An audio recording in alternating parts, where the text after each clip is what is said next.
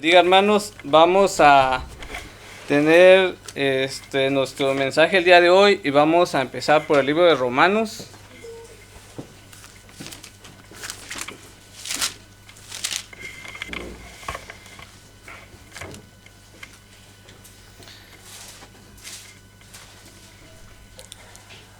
Vamos a hablar un poco del contexto, hermanos, del libro de Romanos, ya que para entender la Biblia hay que contextualizarla, hay que entender cómo fue escrita, en qué momento fue escrita y por qué fue escrita.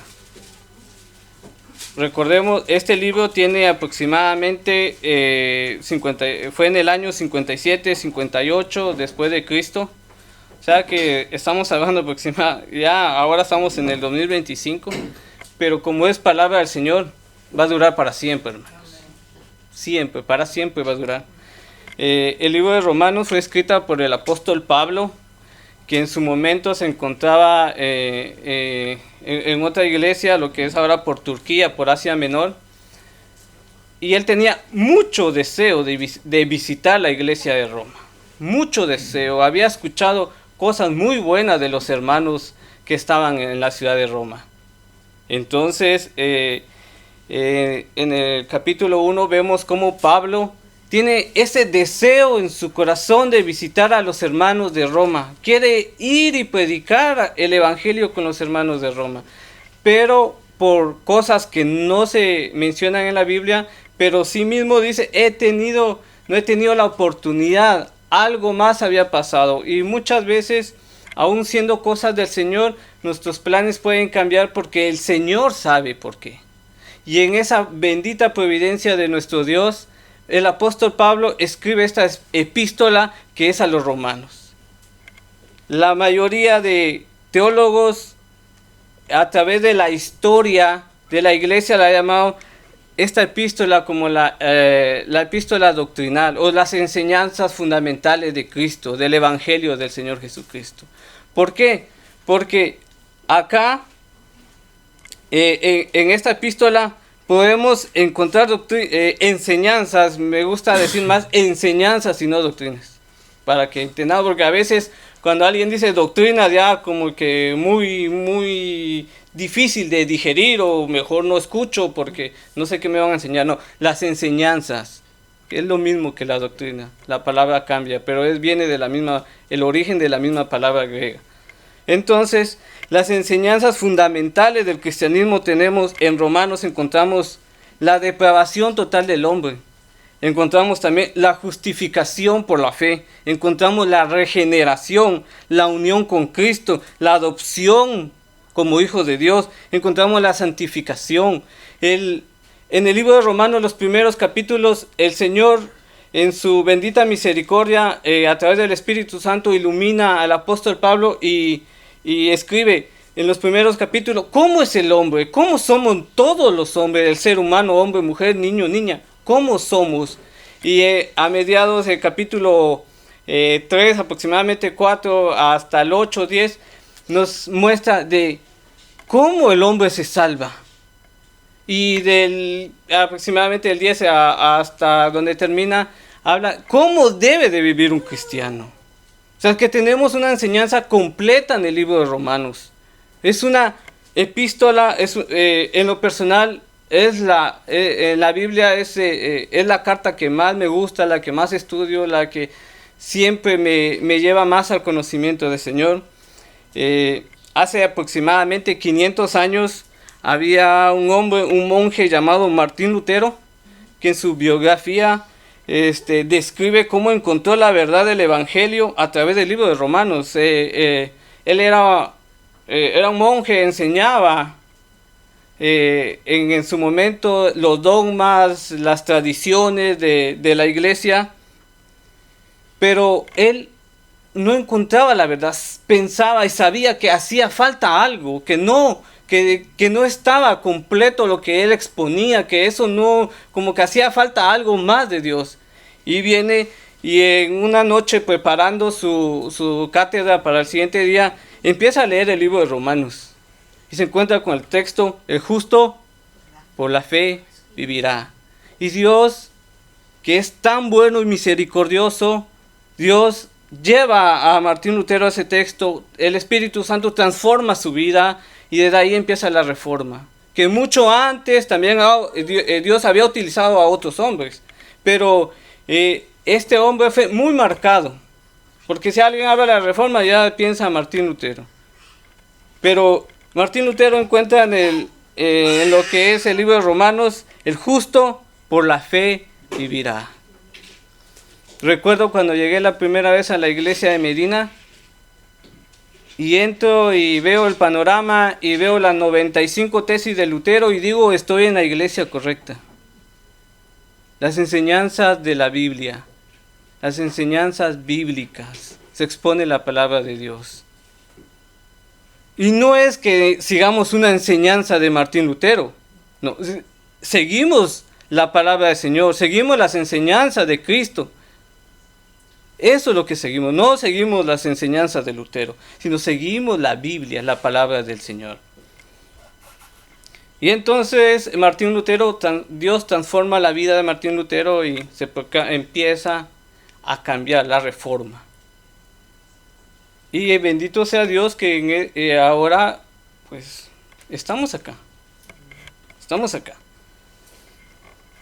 Bueno, como les he dicho, en el libro de Romanos tiene mucha enseñanza bíblica que todo cristiano debe de saber. Todos debemos de saber. ¿Por qué debemos de saber? Para que no nos lleve cualquier corriente, para que no nos lleve cualquier pensamiento filosófico o para que no nos lleve cualquier falsa enseñanza o doctrina que se ha metido a la iglesia. Porque muchas filosofías de este mundo se han metido a la iglesia. Muchas ideas, las ideologías han llegado y se han metido a la iglesia y han destruido muchas veces a la iglesia. ¿Por qué? Porque no estamos sólidos. No tenemos esa enseñanza que la cual debemos de tener. En el internet encuentro muchos contenidos que son muy buenos. He estado leyendo la historia de la iglesia desde el primer siglo. Cómo los hombres daban su vida por las enseñanzas de Cristo y no negar su fe. Y cómo la iglesia ahora muchas veces, por un plato de comida, por lo que sea, cambia. Ya no tenemos esos fundamentos y debemos de estar bien fundamentados para que cuando llegue alguien, cuando escuchemos en la calle, cuando escuchemos en cualquier lugar alguna filosofía, alguna doctrina que no va conforme a la Biblia, digamos, no, un momento, hay que pasarlo a través de la Biblia. Si no está en la Biblia, no está conforme a la Biblia, no es del Señor, no lo acepto, porque Satanás se disfraza ángel de luz, que hay que tener mucho cuidado. Y recordemos, Satanás tentó a nuestro Señor Jesucristo con la palabra del Señor, pero mal aplicada. Así que tengamos en cuenta eso. Bueno, vamos a tener nuestra lectura de la Biblia y en el versículo Romanos capítulo 1, versículo 18.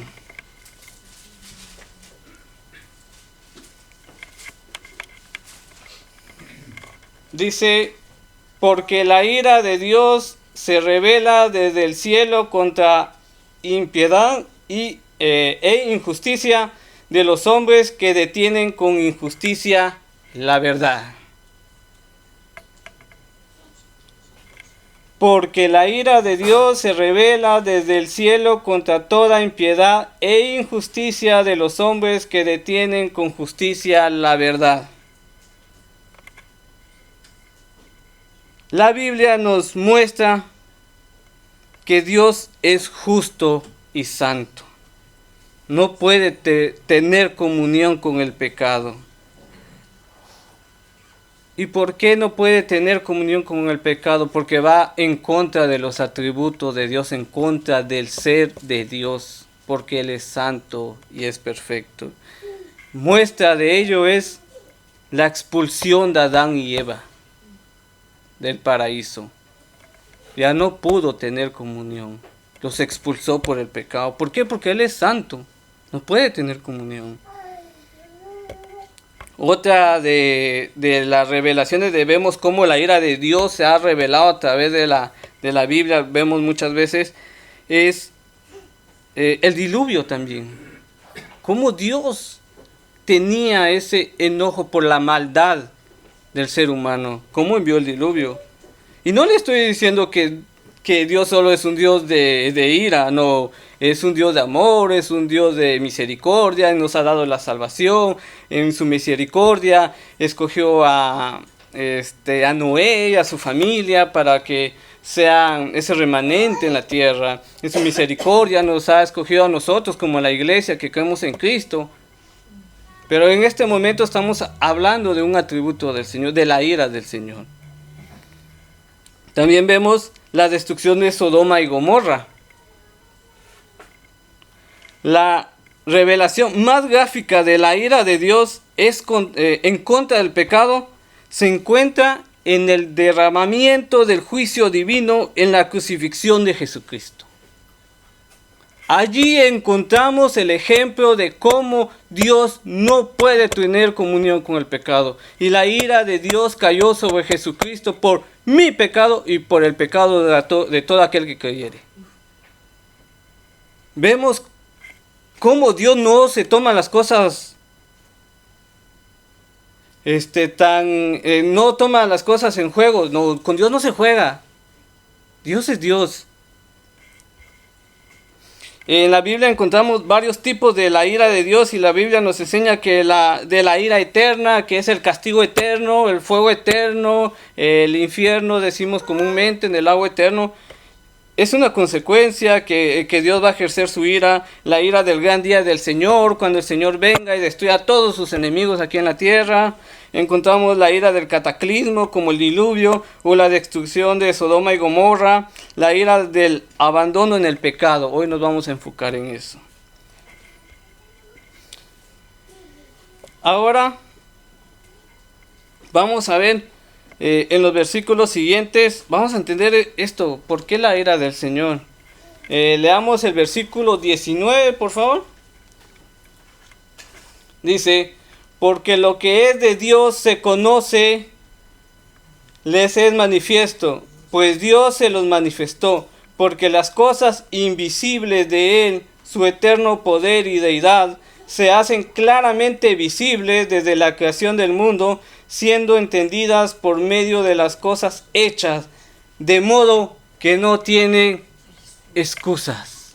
¿Quién tiene excusa frente a Dios? Nadie. La creación es una evidencia, es una prueba del Señor. El ateísmo no tiene un argumento más que vino de una explosión. El ser humano vino de la materia, de que se juntó una molécula. No, nadie tiene esa evidencia. Nosotros tenemos la evidencia clara. El método científico nunca comprueba ciertas cosas, pero nunca ha comprobado la creación. ¿Por qué? Porque Dios lo creó. Siempre hay una interrogación. Aún los más grandes científicos no han podido y nunca podrán hasta que se rindan a Cristo y van a entender que Dios es el creador.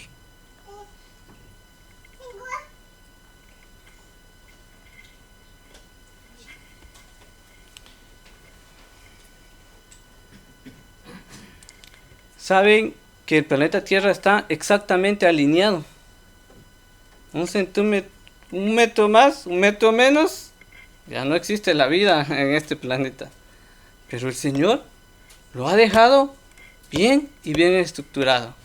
El Señor ha dejado el clima, cómo se marcan las estaciones. Cuando yo vine en estas tierras, no soportaba el calor del verano, nunca había vivido un verano tan fuerte. Pues ahora me gusta el invierno. Pero el Señor dejó ya programado. Dios en su infinita sabiduría lo dejó. No hay objeción de que eso es obra de la casualidad. La Vía Láctea, las galaxias, el ser humano. Nosotros somos algo visible de la creación de Dios. El ser humano. Pero ¿por qué el ser humano rechaza a Dios? No, ¿por qué cada generación, cada año, cada época de la historia de la humanidad, por qué siempre salen nuevas teorías, nuevas filosofías? ¿Por qué? ¿Por qué? ¿Por qué? ¿Por qué?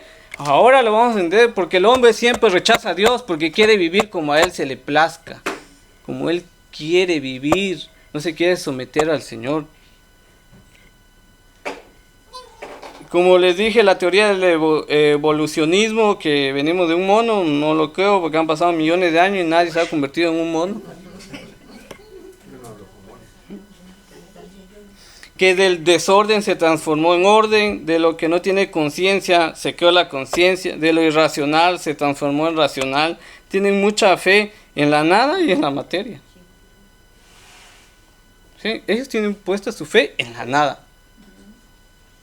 Nosotros que por gracia del Señor conocemos la palabra del Señor, sabemos que venimos, que Dios creó los cielos y la tierra, creó al hombre, Él es el creador del universo. El versículo 22 es muy bueno en la Biblia. Voy a leer el 21 y el 22. Pues habiendo conocido a Dios, no le glorificaron como a Dios, ni le dieron gracia, sino que se envanecieron en sus razonamientos, y su necio corazón fue entenebrecido. Profesando ser sabios, se hicieron necios. Otra versión dice tontos en su razonamiento. ¿Por qué hace el ser humano eso? ¿Por qué el ser humano en su razonamiento da la espalda a Dios? Porque quiere vivir como se le da la gana. Rechazan al Dios verdadero, al santo, al justo, al misericordioso.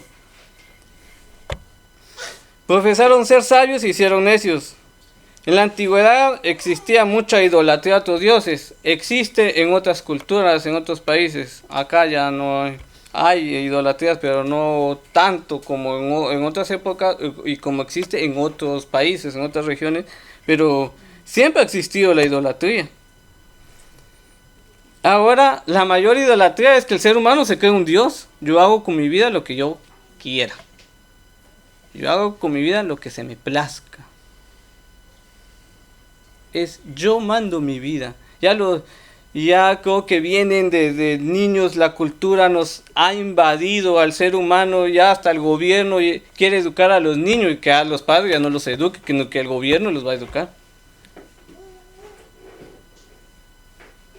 Desde que son niños en las escuelas les empiezan a meter filosofía, les empiezan a meter ideas, les empiezan a meter teorías, y es donde los padres creyentes en Cristo Jesús deben de darles a conocer el Evangelio, deben de enseñarles quién es Cristo, deben enseñarles todo lo relacionado al Evangelio. ¿Por qué?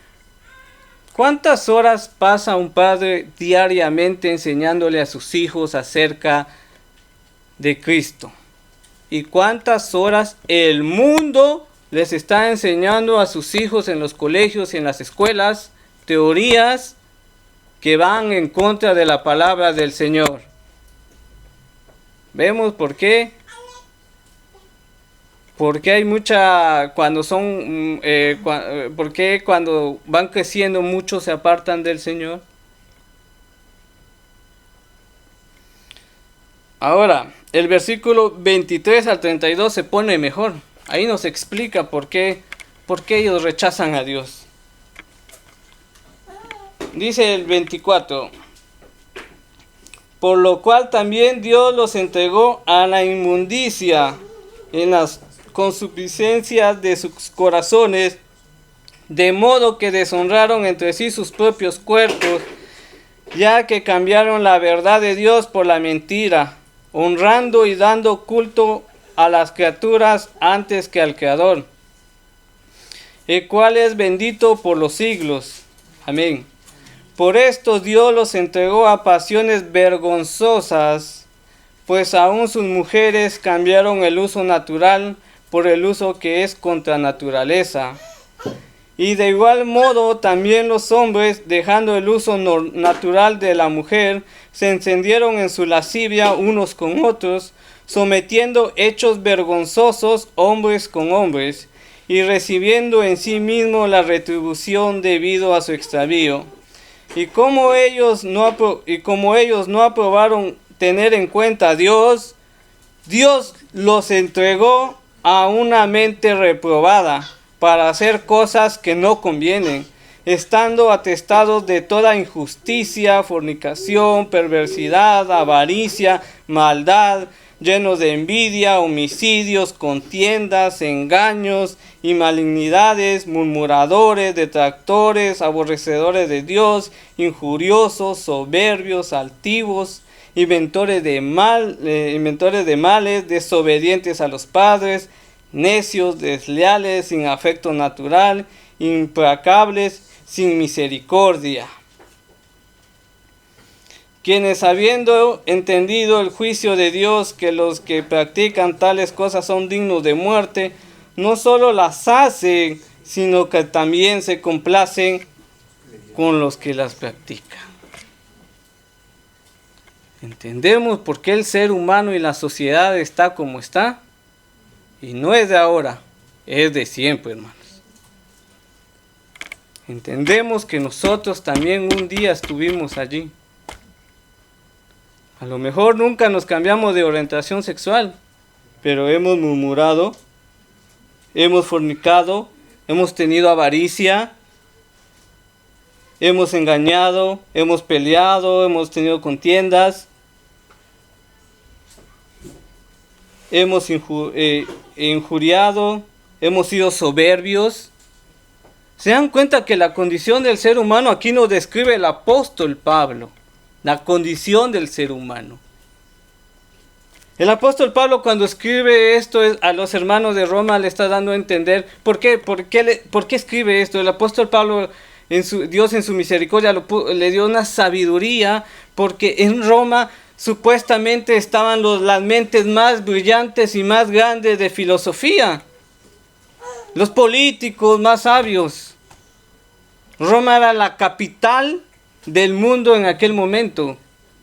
Y los griegos eran filosofía, filosofía, filosofía, filosofía y filosofía. Entonces el apóstol Pablo escribe esto y da una descripción de todos los seres humanos, que desde Adán y Eva y hasta nosotros. Así somos nosotros.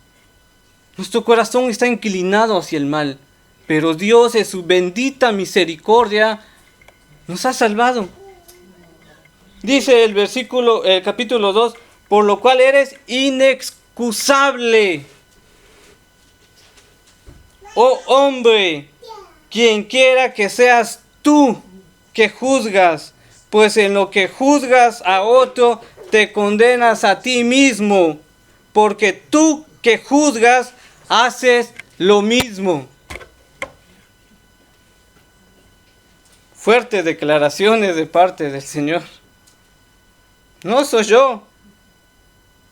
No es el apóstol Pablo, es el Espíritu Santo que inspiró al apóstol Pablo para que escribiera esto y nos guiara en este siglo, en toda la historia de la iglesia. Y ahora, ¿qué hacemos? Si ya nos describió el apóstol Pablo cómo somos y tenemos esta capacidad y nuestro corazón le da la espalda a Dios y en nuestro razonamiento decimos Dios no existe. ¿Se recuerdan cuando no conocían al Señor? Recuerdo cuando yo no conocía al Señor. ¿Se recuerdan ustedes cuando no conocían al Señor? Ahora podemos entender por qué la sociedad es así. Y aquí está hablando de los gentiles, está hablando el apóstol Pablo. Y luego en el capítulo 2, siguiendo el capítulo 2, le habla a los judíos que tenían la ley. Le habla a los judíos y también les dice lo mismo. Y hasta llegar al versículo 3, 23, que dice, por cuanto todos pecaron, todos están destituidos de la gloria de Dios. Todos. No importa si hemos crecido en un hogar cristiano, eso no nos salva Cristo. No importa si toda nuestra vida hemos ido a la iglesia, te has convertido al Señor, has nacido de nuevo, todo esto que describimos, toda esta descripción de fornicación, de detractores, de que somos soberbios, altivos, todo esto, ahora luchamos contra esto porque ya no nos sentimos bien. Dice Romanos 3:23, por cuanto todos hemos fallado, todos estamos destituidos de la presencia del Señor. ¿Y ahora qué pasa con la humanidad? ¿Y dónde está el Dios de amor? ¿Dónde está el Dios de misericordia? Pues lo encontramos en Romanos 1:17. Leamos Romanos 1:17. Dice, Romanos 1:16. Porque no me avergüenzo del Evangelio, porque es poder de Dios para salvación a todo aquel que cree, al judío primeramente y también al griego. La salvación del ser humano viene a través del Evangelio de nuestro Señor Jesucristo. Nunca me voy a cansar de decir, ¿qué es el Evangelio? Predicar del Evangelio. ¿Qué es el Evangelio? Porque dice, porque es poder de Dios para salvación a todo aquel que cree. Esa palabra poder, lo vimos en Medina, viene de una palabra griega, que viene de la misma palabra dinamita, dinamos creo que es. Es una explosión, una fuerza inherente del Todopoderoso. Solo Dios tiene ese poder para transformar nuestra vida. Describimos, el apóstol Pablo nos da una descripción del ser humano en los capítulos 18 hasta el 3:23. Ahora en el versículo 17 encontramos que el Señor, que el Evangelio es poder de Dios para cambiar nuestra vida. Solo en Cristo tenemos salvación, no hay más. Nuestra vida solo puede cambiar en Cristo.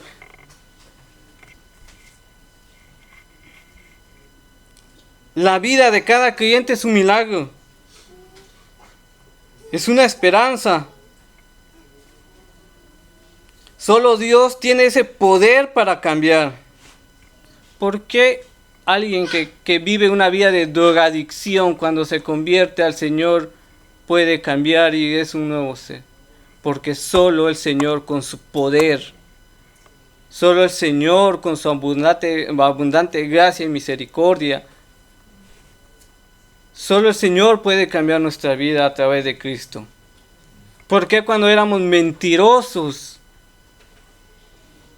cuando le dábamos la espalda de Dios, cuando le damos la espalda a Dios, ahora estamos aquí cantando al Señor? Estamos aquí escuchando la palabra del Señor. ¿Cómo puede ser que nuestra mente ya no esté el de querer vivir en pecado, sino ahora nuestra mente está en querer agradar al Señor? ¿Por qué? Solo por el poder del Señor. Ahora como creyentes ya tenemos una lucha contra el pecado. Ya no nos complacemos, dice el versículo 32, sino que también se complace con los que lo practican. Y nosotros como cristianos ya no debemos de complacernos con los que practican el pecado. Y si los que se complacen en el pecado deberían de examinarse según la palabra del Señor. ¿Qué está pasando? A lo mejor no han conocido verdaderamente al Señor. Ahora llegamos a esta conclusión, que solo el Señor puede cambiar al ser humano. Porque todos le damos la espalda al Señor. Todos le damos la espalda a Dios. Llegamos con esa conclusión que toda persona es culpable de pecado frente a Dios y todos estamos destituidos de la gloria de Dios y todos estamos bajo la ira de Dios.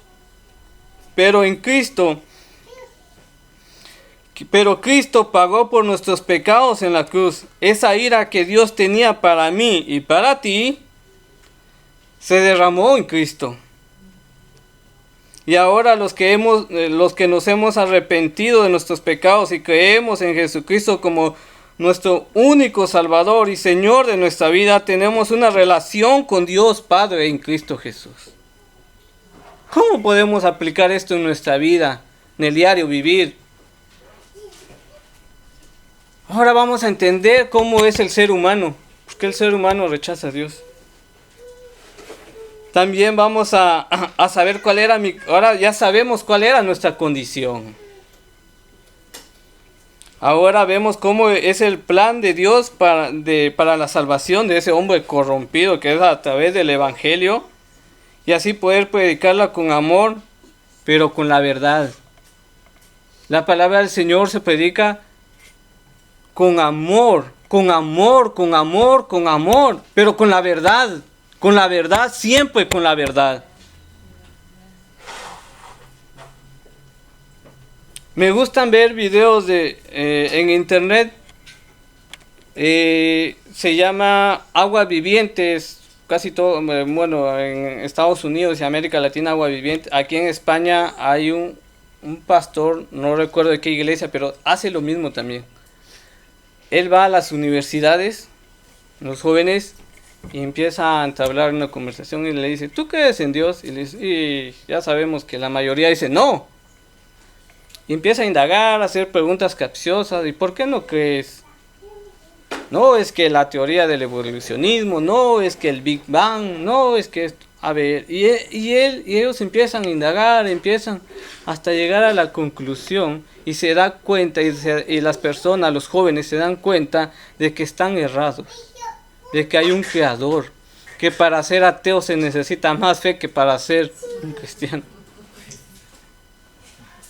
Muchos toman el argumento de que no, porque el método científico ya a través de la ciencia podemos saber por qué llueve, por qué hay verano, que por qué hay... No, es que el Señor lo dejó programado.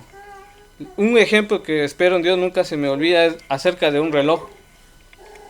Tenemos un reloj que está exactamente bien configurado, siempre nos da la hora, nos marca la hora, por el hecho que vemos el reloj y no vemos al que hizo el reloj, no deja que haya un creador. Porque de la nada no se pudo formar ese reloj. Esa exactitud. Pues así somos. Así. Y les deja esa duda a los jóvenes. Y les ve cómo es que no es que el evangelio es de la antigüedad. No, es que la sociedad ha querido sacar el evangelio. Le dice en una ocasión, es que tu forma egoísta de vivir no te permite ver a Dios. ¿Por qué? Porque el ser humano no quiere someterse a Dios, no quiere rendir cuentas a Dios. Eso pasa. Ahora, esperemos en Dios que ya se nos haya quedado cuál es la condición del ser humano, cómo éramos antes, por qué la sociedad es así, y cómo solo el poder de Dios a través del Evangelio, a través de Cristo nos puede cambiar, nos puede transformar.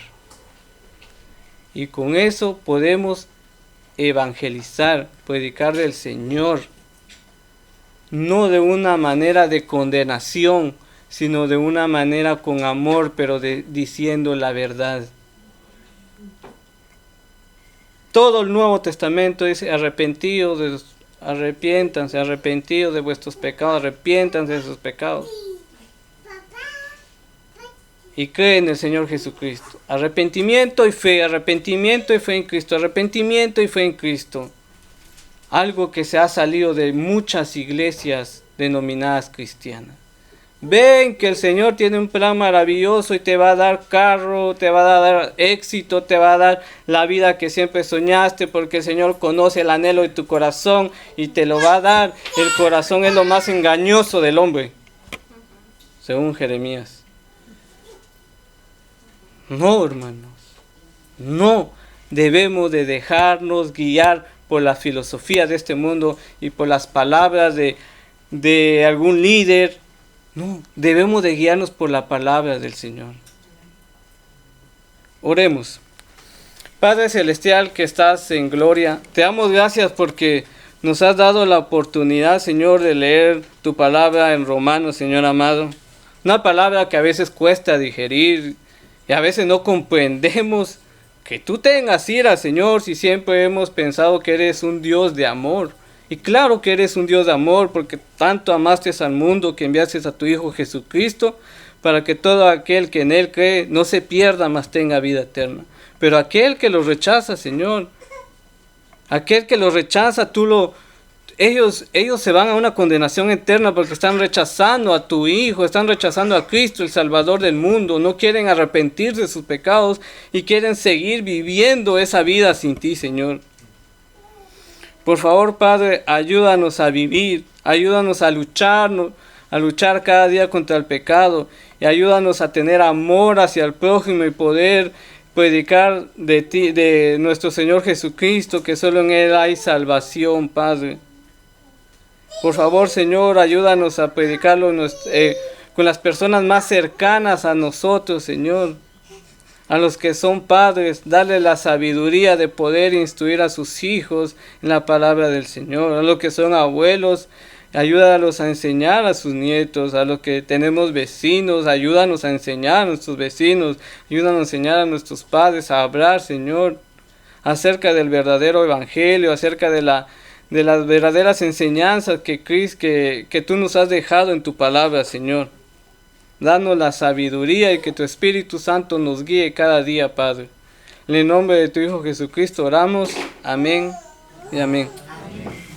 Que el Señor les bendiga, hermanos.